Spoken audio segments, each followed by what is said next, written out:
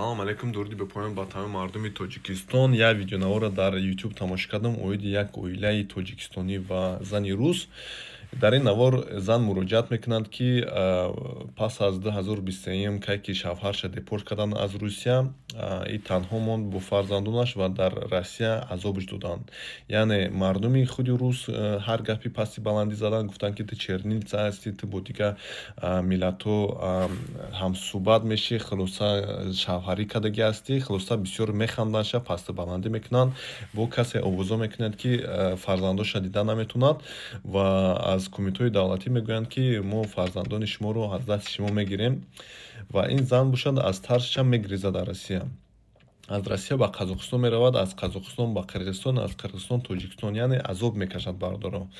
Тоҷикистон меояд пеши шавҳараш кай ки меояд мегӯяд, ки моро ина фарзанд дод, моро кӯмак кирд. Шавҳараш чӣ мегӯяд? Шавҳараш мегӯяд, ки шумо мода дар кор нестай. Бо и фамилияш Сангибеков будааст, Сангакова. Кадом Сангали будааст, ки хулоса кӯмак накардааст. Гуфтааст, ки мада дар кор нестем, бирен. 4 фарзанд бардоро, 4 фарзанд, мефаҳмед? Ман пас гуфтам, чӣ гуна мард бошад, чӣ гуна одам бошад, ки аз ин гуна фарзандош даст кашад ва чӣ олиҷаноб аст, ки ин зан рӯҳафтода нест. Аз он кашида бошад, хеле зани бохувват будааст. Рӯша мебинед, бо чиқагон рӯш, равшаниш ҳаст дар рӯш. Ана и аз кумитаҳои Тоҷикистон дархост кардааст, ки ба ман кӯмак кунед. Адказшан кардан, яъне гуфтанд, ки не. Пас аз ООН муроҷиат кардааст, ки ба ман кӯмак кунед. ООНам гуфтааст, ки мо шуморо кӯмак кардан наметавонем ва айни ҳол дар Тоҷикистон аст ва кӯмак лозим аст ба ин зан. Ва чӣ гуфтанӣ ҳастам бардоро, ҳамаи мардуми тоҷик мераен, бачаҳо дидем калонсолан ё 10 сола, ба фикрам ҳастанд, ҳамин меёманааш 10 сола ҳастай, дигарош мумкин 5-6 сола ҳастай. Ба фикрам марде ки тоҷикистонӣ рафтагӣ аст ҳаму Россия, хеле сол зиёд зиндагӣ кардааст дар ҳаму Россия ба ҳамин зан ва ин зан албатта ба фикрам хеле кӯмак зиёд кардагӣ ҳастай, дар хонааш ҷо кардагӣ ҳастай, пухтупаз кардагӣ ҳастай, ҳама чиза кардагӣ ҳастай. Лекин ин рӯзе ки масалан ба мушкиле рӯафтода шид, ӯ марди тоҷикистонӣ нести нобуд шид.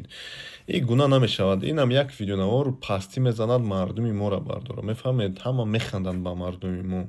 Ҳамин аввалаш ки наметавонед зани дуввума гирифтан, чаро мегиред? Чаро мегиред? Хас занам гирифтед, 4 та фарзанд кардед. Чӣ хел 4 та фарзанда рӯ мегардонед аз 4 фарзанди зебо? Одамо фарзанд гуфта бисёр корҳое намекунанд ба номи Худо. Мо мегирем, мегӯем, ки фарзанди мо нест. Ба фикри ман ягон мушкиле нест, кай ки ту аз дигар миллатҳо зан мегирӣ, шавҳар мекунӣ, мушкиле нестай. Лекин кай ки шумо ягон давлатҳои дигар рафтед, зан гирифтед, илтимос аз уҳдаш буроед. Агар ки дар Тоҷикистони худатон зан дошта бошед, аввал бояд, ки ба исломӣ шумо зани якумам суол кунед, ки вай розӣ ҳаст, ки шумо зани дуввум гиред ё ки не. Пас падару модар доред. Кадом падару модар мегӯяд, ки аз фарзандонат даст каш? 4 фарзанди нозанин. Ин кадом падару модар будааст, ки ин гуна таълим додааст фарзанди сангалиша, ки даст кашад аз 4 гуна фарзанди хушрӯ зебо. Ҳаме ки дигар давлатҳо рафтед, илтимос қонунҳоро риоя кунед. Пастӣ на танҳо оилаи шумо аст, ин пастии тамоми мардуми Тоҷикистон аст. Мефаҳмед? Ин намегӯянд, ки ин як тоҷик будааст. Мегӯянд, ки тамоми тоҷикҳо ҳамин гуна ҳастанд, тамоми тоҷикистониҳо ҳамин гуна ҳастанд. Мефаҳмед бардоро? Илтимос ин коротонро накунед. Ҳамин рафтед эҳтиромона майли зан гирифтед, зиндагӣ кардед, чанд сол, ба фикрам 10 сол зиёд зиндагӣ кардед, аз уҳдаш буроед бардоро. Ҳаме ки медонед, ки наметавонед ҳамин корро кардан, накунед. Фаҳмидед? Русо мегӯянд, не можеш срать, не мучай жопу. Ҳамин мебахшед, ридан натонӣ, накун ҳамин корро. Фаҳмидед? Як шеъри Афзалшуд дар ёдам омад, мегӯяд: эй нозанин падар, бар ҳоли мо нигар. Эй нозанин падар, бар ҳоли мо нигар. Марав аз хонадони мо, марав.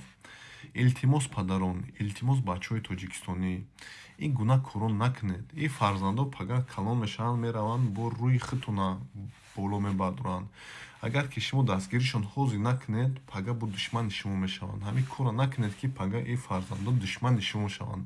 Илтимос, фарзанди як тӯҳфаи худост бардоро. Илтимос, аз ин тӯҳфаҳо даст накашед. Фаҳмидед? Бо мегӯм, одамо ҳазору як та мегӯянд, ки мо як фарзанддор шавем. шумо 4 фарзанд доред, 4 фарзанди нозанин. Илтимос, кор надошта бошед, ҳаракат кунед, ягон коровед. Илтимос, аз шаҳрвандони Тоҷикистон касе метавонад ба ҳамин оила ёрдам кунад, дастгиришон кунад.